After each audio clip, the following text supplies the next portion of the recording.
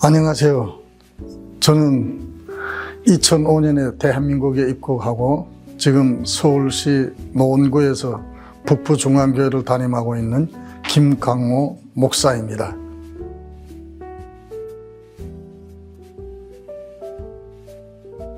저는 그곳에 있을 때 무역기관에 있으면서 웃상관들에게 잘 보이고 또 그들의 마음을 움직여야 제가 있는 위치에 오래 있을 수가 있고 또 그것이 그때 당시에는 당에 충성을 한다고 제 어리석은 생각에 있었기 때문에 정말 그 간부들한테 뇌물을 많이 바치고 이랬는데 그 뇌물 자체가 우리가 할당된 제 분량에서 모든 것이 이루어졌기 때문에 마지막에 검열에서는 그 할당된 분량을 하지 못한 잘못으로 인해서 비판 무대에 서게 되었고 비사회주의 그룹바라는 상설기구에 불려가서 조사를 받게 되었습니다.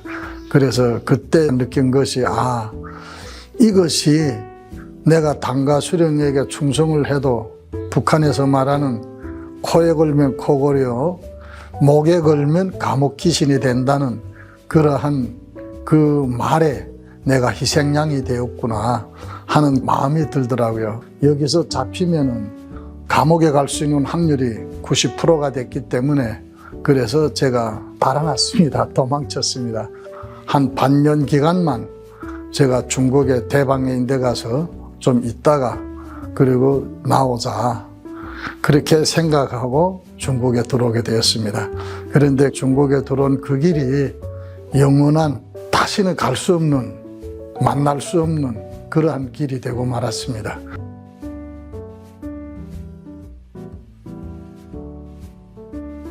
북한에서부터 어릴 때부터 세뇌 교육과 기독교에 대한 나쁜 그 교육만 받았기 때문에 믿으려고도 생각도 원래 없었고 또 받아들이려고도 하지도 않았습니다. 그런데 북한에서 살아오면서 그 당시에는 하나님 앞에 죄라는 것은 전혀 생각지도 못할 때고 오직 사람들과 법 앞에 나는 죄인이구나. 법적으로 기준으로 봤을 때 나는 완전한 죄인이구나. 그래서 물론 내가 잡히지만 않았고 그 죄가 드러나서 사람들 앞에서 그 질타의 대상이 되지는 않았지만 내가 숨겨놓은 그 모든 죄는 정말 그 땅에서도 용서받지 못할 그러한 죄들이었어요. 그런 죄로 살아오면서 많은 마음의 어려움도 느끼고 여러 가지로 있다가 중국에 저하고 무역하던 대방집에서 있었는데 그곳에서 제가 무역하던 사람이니까 그 무역 일꾼을 저를 소개해 주더라고요. 그런데 그 무역 일꾼이 바로 선교사님이세요. 네, 그래서 처음에는 모르고 서로 대상하고 그 후에 그분이 차츰 예수님에 대해서 이야기하고 그리고 그 북한 사회의 그 가려진 그런 그 내막적인 그 이야기들을 저에게 들려주시더라고요. 그래, 맞아. 우리 김일성은 우리 조선 민족에게 이밥에 돼지고기국에 기와집에서 살게 하는 것이 나의 혁명의 목적이라고 했어요. 그리고 70년 동안 정말 백성을 위해서 혁명했다고 선전했어요. 그런데 70년 동안 혁명한 결과가 300만 명의 굶어 죽는 사람들로서 그 결과가 나타났어요. 그래서 저는 그때 많이 실망했습니다. 그리고 너무 배가 고파서 돼지 한 마리를 도둑질해 먹었는데 그게 시범 대상으로 인해서 총살까지 당하는 그러한 사회를 보면서 저는 너무나 환멸보다도 공포를 느끼게 되었고 이 사회에 대한 배신감을 가지게 되었어요. 그러할 마음에 들었을 때 이제처럼 그 예수님 소리를 하시면서 죄인이 용서받고 하나님 앞에 정말 살아갈 수 있다는 그러한 새로운 그 비전과 같은 희망과 같은 그러한 답을 주시더라고요. 그래서 제가 그걸 보고 그래, 지금까지 내가 헛살아온 것을 돌이켜봤을 때 이분들에게도 뭐인가 있겠구나. 그래서 제가 예수님을 받아들이게 되었습니다.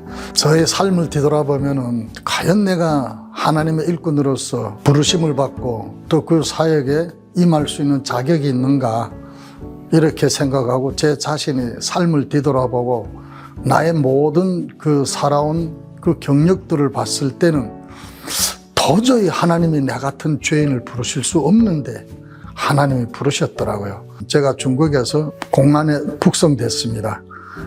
남들은 한 보름 20일 좀 지나면 보위부에서 조사받고 보안소 안전부라는 곳으로 넘어갑니다. 그런데 저는 넉 달 20일 있었습니다. 어떻게 보면 그 안에서는 장기수가 됐죠. 그래서 그때 제가 하나님께 기도했습니다. 하나님, 성경에 보니까 사도 베드로도 사도 바울과 실라가 감옥에서 하나님께 찬미하고 기도하고 또 그를 위해서 베드로를 위해서 많은 사람들이 기도했을 때 하나님께서 기적적으로 그들을 구원해 주신 것을 나는 성경에서 봤습니다. 하나님, 내가 지금 나갈 형편이 못 되는데 하나님 나를 좀 기적을 베풀어 주십시오. 하나님이 기적을 베풀어 주시면 내 남은 인생을 하나님의 사역자로 일생을 순종하겠습니다 하고 기도했습니다. 응답이 없더라고요. 전혀 음성이 들리지 않더라고요. 그래서 마음에는 여러 가지 생각이 많았습니다. 아, 하나님이 정말 계시는가? 내가 믿는 이 하나님이 정말 실존적으로 계시는 분이신가? 아니면은 하나님이 나의 모든 무엇을 지금 원하고 계시지 않는가? 그런 과정에 제가 생각했습니다. 물론 그 당시에는 생각 못했죠. 지금 생각이 한 겁니다. 하나님께서 모세를 통해서 이스라엘 백성들을 보름길로 갈 수 있는 가나안 땅을 40년 동안 광야에서 그들을 생활하게 하셨습니다. 그들이 가지고 있는 모든 인간의 육신적 생각들을 다 버리게 하신 그 후에 하나님께서는 이 세대를 걸쳐서 가나안 땅으로 부르셨습니다. 다른 그 어떤 사람들보다 제 마음속에 악한 육신의 생각들이 더 많이 있었던 것 같습니다. 그래서 보통 사람들은 20일 좀 지나면은 그 쓴뿌리들이 빠질 수 있었는데 저 같은 이런 악한 죄인에게는 20일 가지고는 하나님께서 도저히 내 마음의 육신적 가시를 뽑을 수 있을 것 같지 않았던 것 같아요.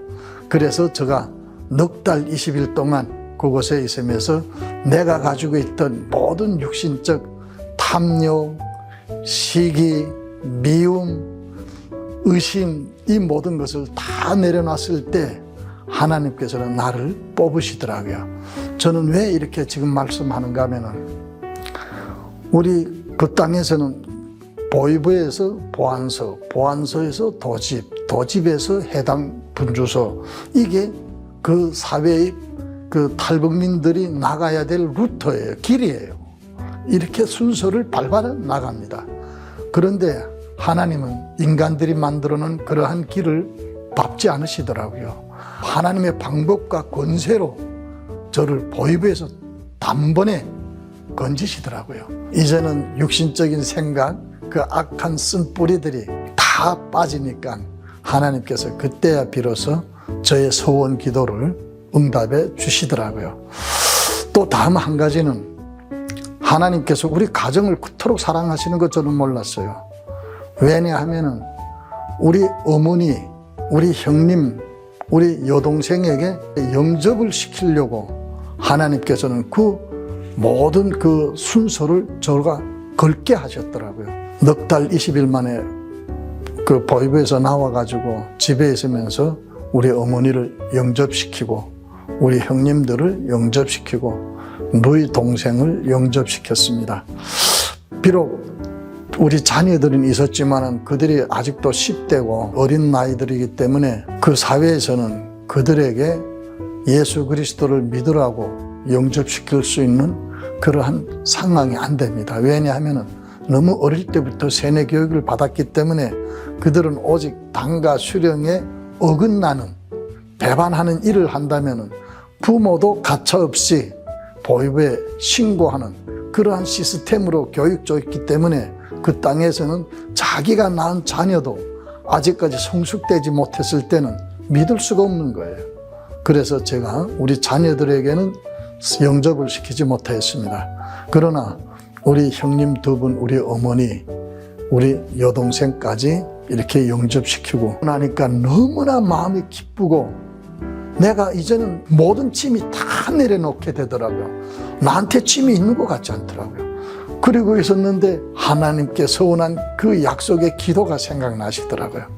그래서 그렇지, 내가 바쁠 때는 하나님을 찾으시고 또 하나님은 나를 극적으로 기적적으로 구원하셨는데 내가 하나님의 사역을 감당해야 되겠구나 하고 결심하고 제가 2차 탈북을 하게 되었습니다. 하나님께서는 주의 종을 그렇게 걷게 하신 것은 주의 종의 그 쓴 뿌리를 뽑게 하시는 것도 기본 목적이 있지만은 우리 가정을 구원하시고 또 중국에 있는 17명의 영혼들을 영적으로 인도할 수 있도록 예배해 놓으셨더라고요. 제가 한국에 가기로 결심하고 우리 선교사님한테 이야기했습니다. 선교사님, 이젠 저는 한국에 가겠습니다. 그러니까 그 선교사님이 안전가옥을 보냈어요. 갔는데 거기 17명의 탈북민들이 있었습니다. 6개월 동안 새벽 예배부터 시작해서 성경 암송까지 그렇게 인도하고 있다가 하나님이 길을 열어서 중국 북경 영사관으로 대낮에 17명이 2004년도에 그 경계망 속에서 그것에서 맨 청년들이 아닙니다. 3살 난 어린이부터 시작해서 60 넘은 노인들까지 있은 그 17명 영혼들을 하나님께서는 공안들의 눈을 막으시고 우리 길을 열어주셔서 우리가 영사관에 들어가 있을 수 있었습니다. 들어가니까 더욱 놀라는 것은 그곳에 있는 160명의 영혼들이 그 안에서 예배 생활을 못하고 있더라고요. 그래서 처음으로 제가 영사관에서 예배를 인도했습니다. 그러다가 제 순서가 돼서 한국으로 들어오게 되었습니다. 저는 이 모든 로정을 볼 때 하나님께서는 다 예배해 놓으셨구나. 내가 가지고 있는 모든 것을 내려놓게 하시고 우리 가정을 구원하게 하시고 예배 생활을 못하고 신앙생활을 못하는 탈북민 영혼들을 신앙생활을 할 수 있도록 하나님께서 나를 통해서 쓰시더라고요. 그래서 저는 이 모든 것을 볼 때 참 하나님은 오묘한 하나님이시구나 하고 저는 이렇게 늘 생각하고 그 하나님 앞에 순종하며 나가고 있습니다.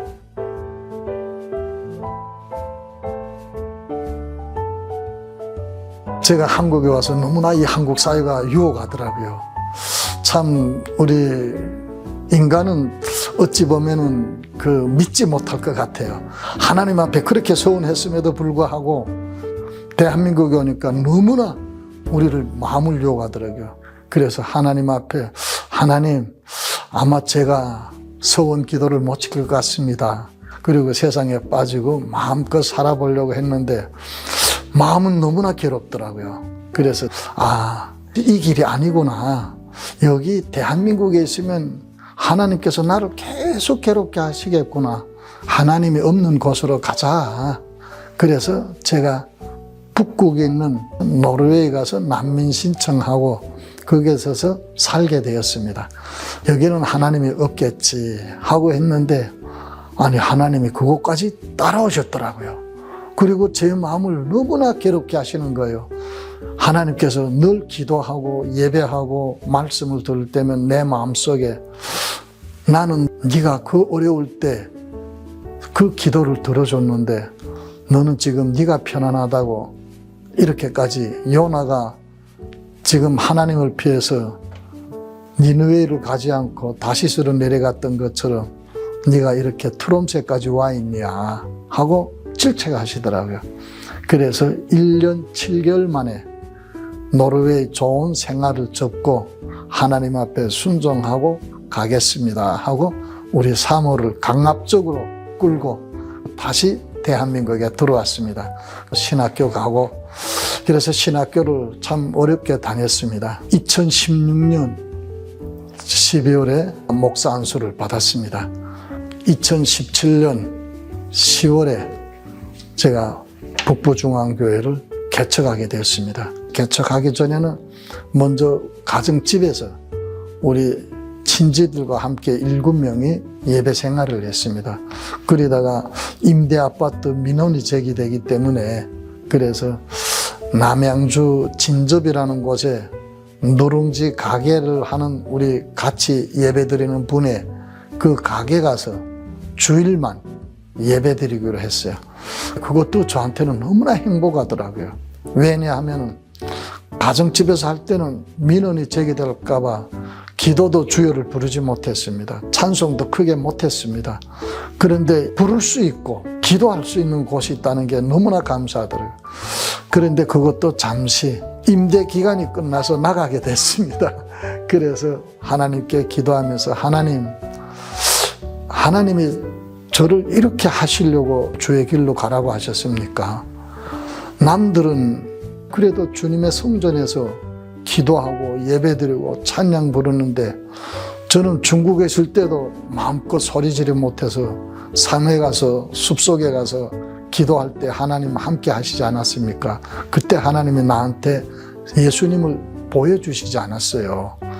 그리고 북한에 가서도 기도하고 할 때면 부모가 볼까봐 형제가 볼까봐 숨어서 하다가 주의 종을 질책하면서 영혼을 구원하라 하셔서 그 영혼들을 구원하고 사명의 길을 가려고 좋은 노르웨이 생활도 끊고 왔는데 하나님 지금 뭐 하시는 거예요? 저는 정말 하나님을 원망했어요. 그리고 제가 살고 있는 곳에 높은 불암산이 있어요. 좀 더 하나님과 가까운 곳에 가자. 그래도 땅에서 하는 것보다 산 정상에서 하면 하나님이 더 잘 들어주지 않겠느냐 하는 그런 험한 생각을 가지고 그러나 열정적으로 그곳에 가서 기도했어요. 하나님, 이 길이 내 육신적인 길인가 아니면 하나님이 원하시는 길인가? 하나님이 원하시면 나에게 이렇게 힘든 시험을 하나님 걷어가 주세요 하고 기도하면서 그 길을 열어달라는 정말 하나님 기적적으로 성전을 주시더라고요. 처음에는 그게가 보증금이 1,500, 월세가 80이었지만 보증금이 없어서 제가 친지들 돈을 빌려가지고 보증금 세우고 그 80만 원이라는 월세는 와이프가 일하는데 그 월급 때만 되면은 와이프한테서 그거 얼리느라고 우리 북한에 이런 말이 있습니다. 한 손에는 초콜릿, 한 손에는 권총. 그러니까 한쪽으로는 얼리고 한쪽으로는 위협하고 그러면서 그 80이라는 월세를 어때는 얼마나 빨리 오는지 어쨌든 그렇게 해서 했지만은 너무나 기쁨과 즐거움과 너무나 저는 좋더라 행복하더라고요. 저는 지금까지 새벽 예배를 건리지 않습니다. 무슨 이런 수련회나 혹은 외국에 출타 중에 있을 때는 못하지만은 저는 새벽 예배를 정말 목숨을 걸었어요. 그리고 했어요.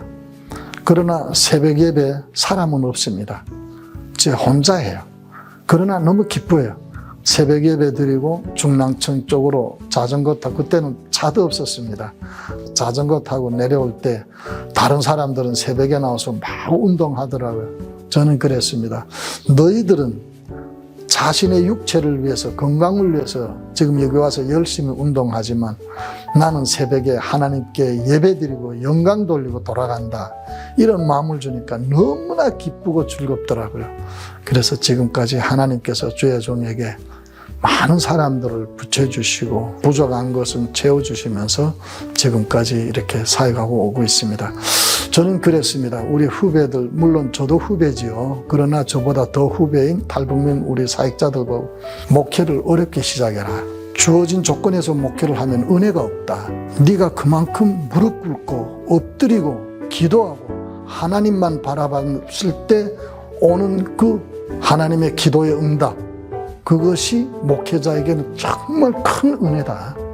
이런 은혜를 많이 경험했을 때 하나님 앞에 정말 하나님이 바라시는 그러한 일꾼으로서 다는 되지 못하지만은 살아가려고 노력할 수 있는 그러한 그 목회자가 될 수 있다고 저는 이야기합니다.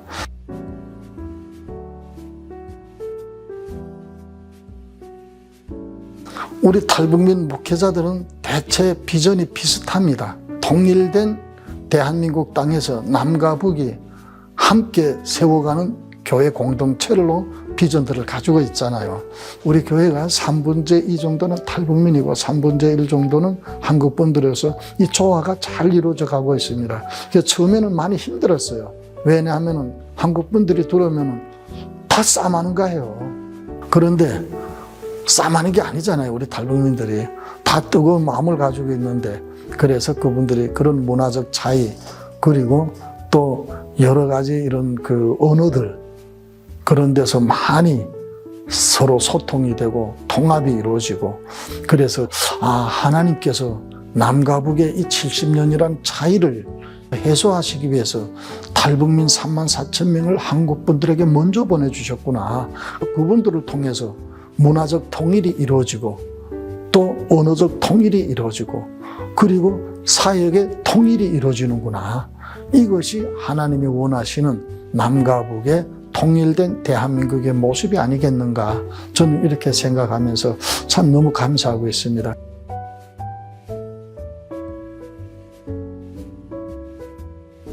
처음에 교회를 개척할 때 기도하면서 그랬습니다. 하나님, 대한민국에도 정말 선하게 살았던 사람, 하나님 앞에 엎드리고 순교적 정신을 가지고 가는 믿음의 사람들이 많고 사역자들이 많은데 하필 내처럼 정말 죄투성이로 살아오고 내가 들여다봐도 이건 구원받은 것만 해도 감사한데 나를 일꾼으로 쓴다는 건 이건 정말 저는 생각지도 못하겠습니다. 저는 그렇게까지 기도했어요. 그런데 하나님께서 저에게 주시는 메시지는 너는 대한민국에서 목회하라고 세운 게 아니다. 너는 이곳에서 훈련 받으라고 세우신 거다. 네가 기본 목회 현장은 저 북한의 영혼들이다. 이런 메시지를 주시더라고요. 그래서 제가 그렇지. 나는 이곳에서 목회 훈련을 하고 있구나. 그 목회 훈련이 마치는 때가 바로 하나님께서 복음 통일의 문을 열어주시고 저 땅에 가서 목회하는 것이 바로 내 목회 현장이구나. 그리고 저는 지금 준비하고 있고 훈련받고 있습니다. 물론 제가 능력이 어디까지 되겠는지는 모르겠지만 저는 저 북한 땅에 50개의 교회를 세우려는 그러한 비전을 가지고 지금 훈련받고 있고 또 제자들에게 훈련 주고 있습니다.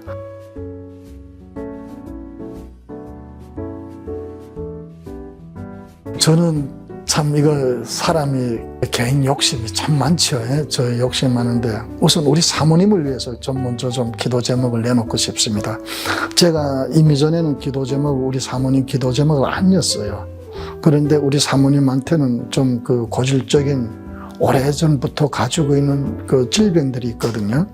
그 심장 심근경색이라든가, 그다음 머리 두통이라든가, 허리 아픔, 목 디스크라든가 이런 여러 가지 질병이 있는데 저는 이번 그 목회 부부 세미나를 통해서 느낀 게 그랬습니다. 물론 저도 그걸 많이 강조했지만 가정이 행복해야 교회도 행복하다. 가정이 건강할 때 교회가 건강해진다. 우리 사모가 건강하고 지금까지 오면서 우리 사모가 식사를 담당하고 있거든요. 주일 식사를. 그러면서도 늘 기쁜 마음으로 하고 하지만은 그 한 뒤 끝에 아파하는 모습을 봤을 때 참 제 마음이 많이 괴로웠습니다. 그런데 가정과 나를 위한 기도 제목은 못 내놓겠더라고요. 그래서 지금까지 잘 못 내놨습니다. 그런데 이번 수련회를 통해서 가정이 건강해야 교회가 건강하구나. 또 하나님께서 하루 이틀에 내 사역을 끝마치라고 하시는 게 아니고 저 북한 땅에 복음의 문을 열 때까지 사역을 하시려고 하시는 하나님의 섭리가 있는데 그때까지 내 육신의 건강, 우리 사모의 건강이 안 받침돼야 되겠구나 이런 마음이 들더라고요. 그래서 저는 우리 사모님의 건강을 위해서 제일 먼저 기도 제목을 내놓겠습니다. 두 번째로는 제가 담임하고 있는 교회지요. 우리 교회가 정말 믿음으로 사랑으로 한 가족과 같은 신앙의 공동체를 저는 그 비전을 가지고 있습니다. 그리고 세 번째로서는 우리 교회에 북한에 둔 자녀들이 있는 가족들이 많습니다. 물론 저를 비롯해서 그 많은 가족들이 자녀들이 있어요. 그런데 허망하게 우리 2,500만 명의 영혼을 다 구원하라는 비전도 물론 중요하지만 지금 내 자녀, 내 친척, 형제, 내 부모부터 구원하자. 그래서 저는 우리 가족들을 위해서 기도하고 우리 자녀들을 위해서 기도하고 있습니다. 그리고 그들에게 원하고 싶고 바라고 싶은 것은 생명 만나를 전하고 싶습니다. 하나님께서 광야에서 생활하던 40년 동안 하나님은 생명 만나를 보내주셔서 그들의 생명을 지켜주셨어요. 먼저 그들이 생명을 지켜주시고 그리고 복음이 들어가야 될 영혼들이기 때문에 저는 그들에게 생명 만나를 먼저 전해주는 것이 우리에게 받은 사명이 아닌가. 그 다음에 복음을 전하는 것이 중요하다고 생각합니다. 그래서 그 사역을 위해서 기도해 주시기 바랍니다. 다음 한 가지는 우리 교회 나팔이 좀 영 낡았어요. 예, 저희 교회는 새 것을 한 번도 사 못 봤습니다. 될수록 다른 교회에서 낡은 거 있으면 가져다 쓰고 나눔 장터라든가 또 우리 같이 사역하는 북기총 안에서 여러 가지 이렇게 올리면은 그때는 제가 좀 나이 있으니까 빨리 못 써요. 무식에 나왔다면 카톡에 빨리 올려야 되겠는데 제가 올리느라면 벌써 다른 사람이 먼저 올렸어요. 그래서 아유 내가 이거 빨리 배워야 되는데 하지만은 뭐 이전 나이가 있으니까 그렇게 잘 안 되네요. 저희 교회 개척교회다니까 어려워서 뭐 새 것은 바라지도 않지만은 너무나 낡은 그 나팔을 좀 쓸만한 중골로 좀 교체하고 싶은 그러한 기도 제목을 가지고 있습니다.